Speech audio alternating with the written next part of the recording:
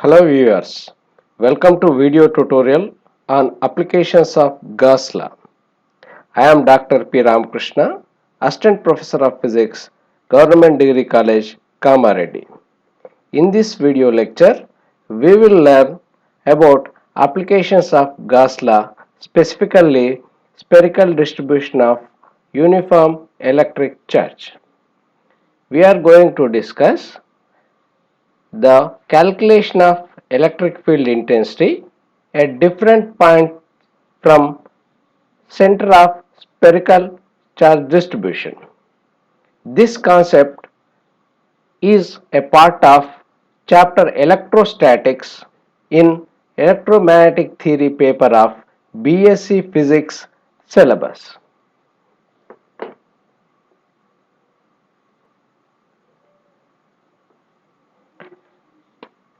Before discussing Gauss law applications, let us discuss some of the earlier studies things which are useful in this video lecture. The first one is electric field intensity. We know that electric field intensity at any point in the electric field is equal to electric force per unit positive charge placed at that point.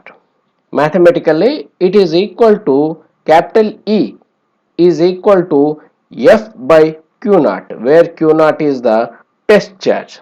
If we assume electric field established due to point charge Q and we are determining the electric field intensity at a distance r, then E is equal to 1 by 4 pi epsilon naught times Q by r square.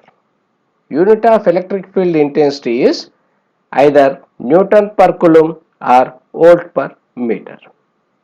Another thing required is electric field lines. Sometimes they are also called as electric lines of force. They are the imaginary path in the electric field along which a unit positive charge is supposed to move in the electric field. The next topic is electric flux. Electric flux is the number of lines of force passing through a given surface held perpendicular to the direction of flow. Mathematically, it is equal to phi E is equal to E dot A, where E is the electric field intensity and A is the area vector. These two are the vectors. It is a dot product of electric field intensity and area vector. It can also be written as EA cos theta, where theta is the angle between electric field vector and area vector. Unit of electric flux is Newton meter square per coulomb or volt meter. Gauss law. Statement of Gauss law is given as total normal flux coming out of any closed surface area is equal to 1 by epsilon naught times total charge enclosed within that surface. Mathematically, it is written as phi E, that is total electric flux, is equal to closed surface integral of E dot ds, which is equal to Q by epsilon naught, where epsilon naught is the permittivity of free space or vacuum. These are the things essential for understanding our current topic, that is applications of Gauss law. Gauss law mainly find application in determination of electric field intensity. It has got several applications like spherical distribution, linear charge distribution and surface charge distribution. In this video lecture, let us restrict ourselves to spherical charge distribution. So the application name of that topic is electric field due to uniformly charged sphere, or it can also be told as electric field due to uniform spherical distribution. Either way we can say. Now let us assume a spherical charge distribution of total charge. Let us suppose that the total charge plus q is enclosed in this sphere of radius r with center at O. Let us suppose that this is a spherical charge distribution with center O and radius capital R, and the total charge is plus q. We know that the electric field will always act radially outward. So, it can be denoted as shown in figure.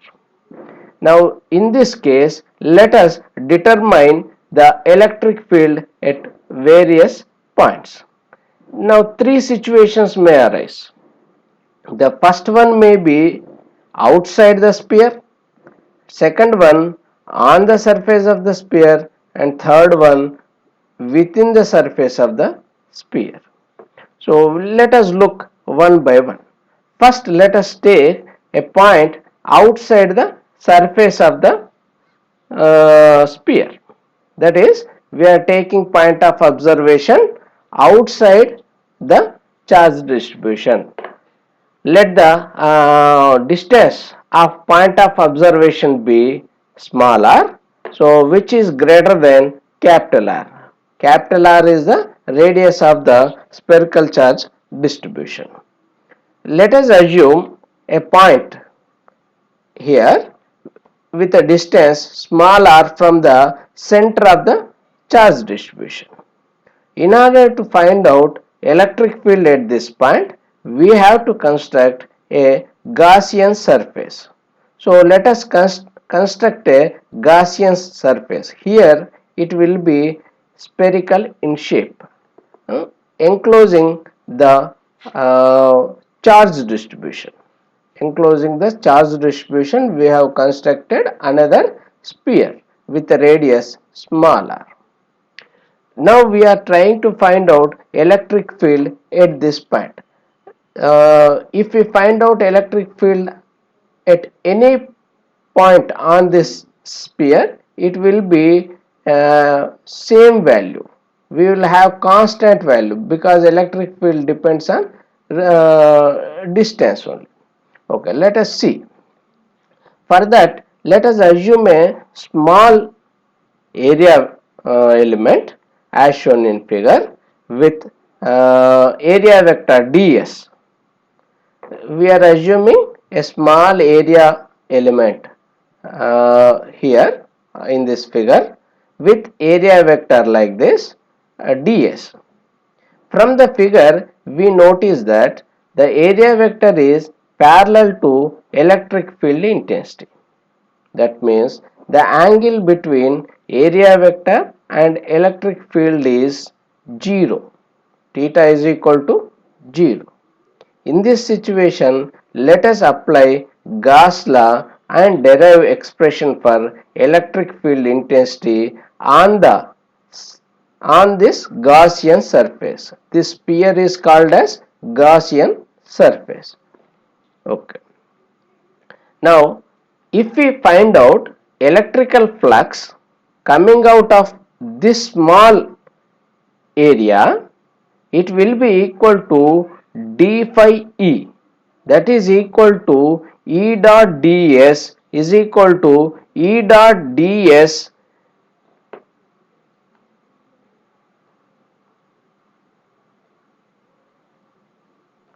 E dot ds cos theta cos 0 is equal to E ds. Cos 0 is 1. Now let us find out total electric flux coming out of entire Gaussian surface as shown in figure. In order to find out the entire flux coming out of this sphere, we will integrate this value EDS, which is flux coming out of this small area element.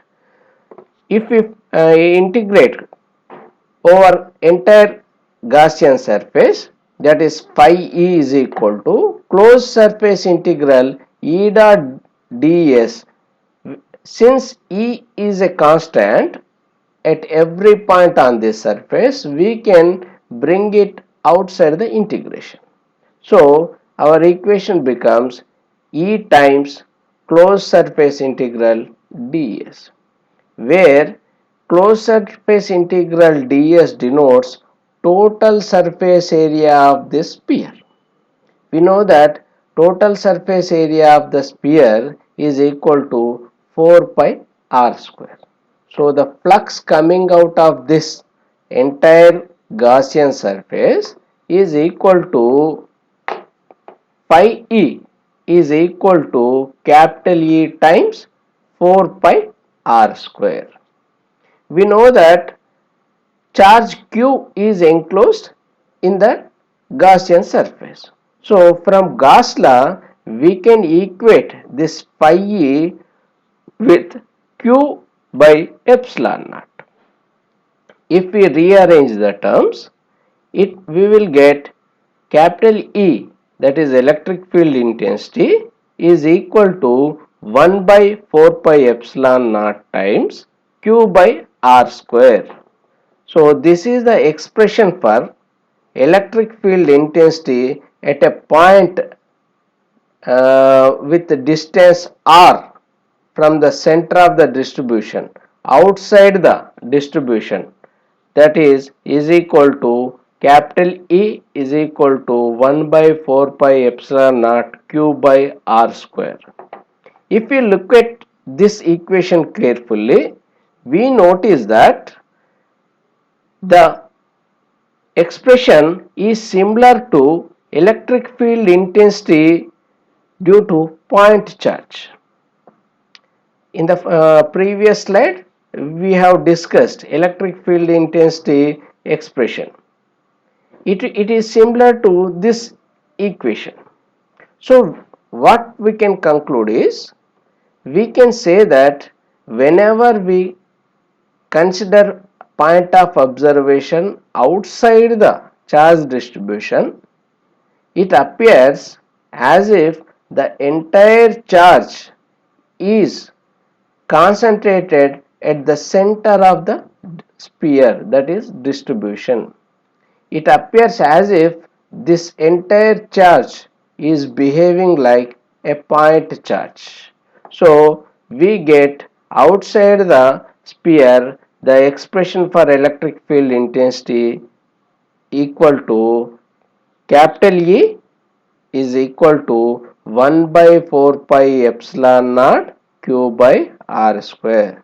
Let us once again recollect, this epsilon naught is the permittivity of free space. Here we assumed that this entire charge distribution is lying in either vacuum or free space. We have to remember this equation. We will use it in the following slides. E is equal to 1 by 4 pi epsilon naught by q by r square, where r is the separation of point of observation and center of the distribution. So this is the first case. We have finished the first case, that is outside the sphere. Let us remember this equation. We will use it in the next slide. Next case is at the point on the surface. So on the sphere, the point of observation is at a distance small r is equal to capital R, that is nothing but radius of the charge distribution. So if we replace small r with capital R in the previous equation, we will get this equation. Capital E is equal to 1 by 4 pi epsilon naught q by capital R square. Since capital R is constant, we say that electric field intensity is constant at all the points on the surface of charge distribution. Outside the sphere, it is varying inversely to the square of distance, but on the sphere, though it appears to be varying as inversely square of the distance, r is constant, so the value remains constant at all the points on the surface of the sphere. Now let us look to the third case, that is within the sphere. We know that within the sphere small r becomes less than capital R. Now here again let us go back to the figure. This is the charge distribution. The total charge is plus q with center O, and radius of charge distribution is capital R. Now if we take a point within the this charge distribution at a distance small r, to find out electric field intensity at this point, we need to construct a Gaussian surface. If we construct a Gaussian surface, it will be like this as shown in figure. Now, the charge present within this small sphere, our required Gaussian surface, is different from total charge. From the definition of Gauss law, we can say that the flux coming out of this small sphere or our Gaussian surface is only due to the charge present within this sphere. We don't get any flux contribution from the charge present outside this sphere, that is within this rim. Okay. If you look at the figure, within the boundaries of these two spheres, there is some part of charge q is present. We don't get any flux contribution from that charge part. We get flux contribution only from the charge which is present within this small sphere with radius small r. So here we need to calculate first the charge present within this small sphere. For this we will assume the let us suppose that the charge present within this small sphere be q dash. Now let us assume a small area element with radius area vector ds. The electric field will be normal to the surface, radially acting outward since it is positive charge. The angle between area vector and electric field intensity is 0, so the flux coming out will be E dot ds. To calculate the amount of charge present within this sphere, we need to assume another quantity, that is volume charge density rho. Volume charge density, its value is equal to, rho value is equal to total charge q by total volume. Total volume is 4 by 3 pi r capital R. Here capital R. This, look at this expression. This stands for volume charge density. Now our requirement is charge present within the Gaussian surface q dash.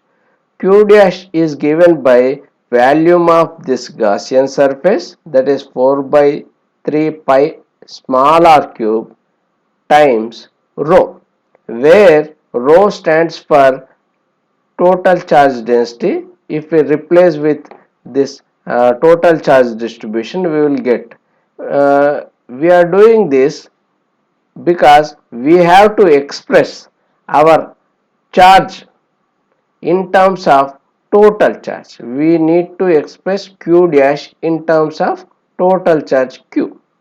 Here 4 by 3 pi will get cancelled, so we will remain with q times small r by capital R whole power 3. Now we apply Gauss law.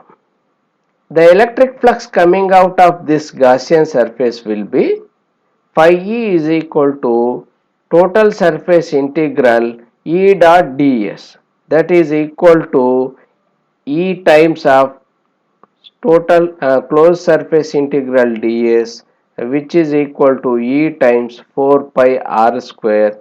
If we apply Gauss law, it will be equal to E times 4 pi r square is equal to q dash by epsilon naught, where q dash is the charge present in this small sphere, our Gaussian sphere.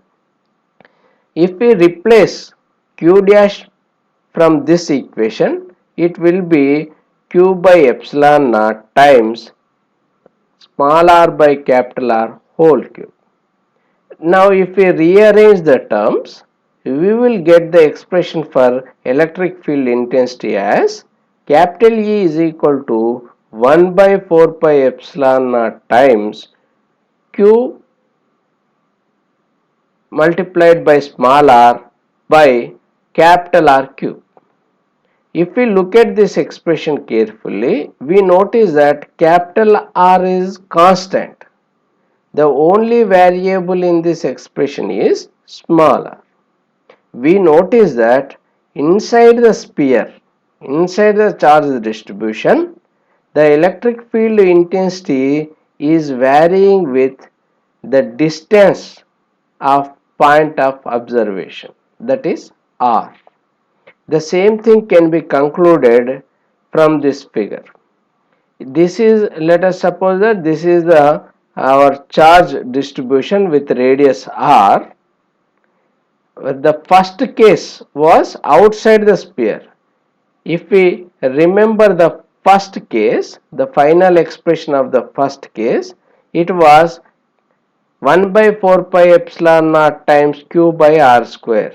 So E was varying, capital E, that is electric field intensity was varying as inversely to the square of distance. E is proportional to 1 by r square. On the surface it was constant. On the surface it was constant. Within the surface, that is inside the surface, it is directly proportional to the distance. These things are very important. So let us have a quick conclusion of this topic. We discussed uniformly spherical charge distribution as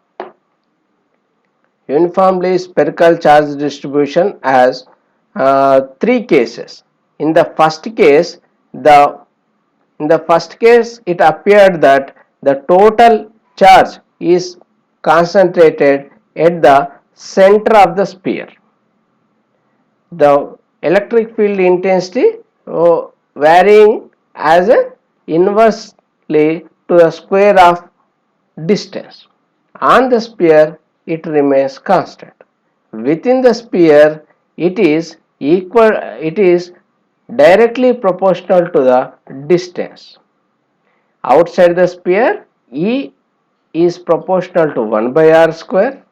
On the sphere it is constant, and within the sphere it is directly proportional to r. So these are the important things to remember.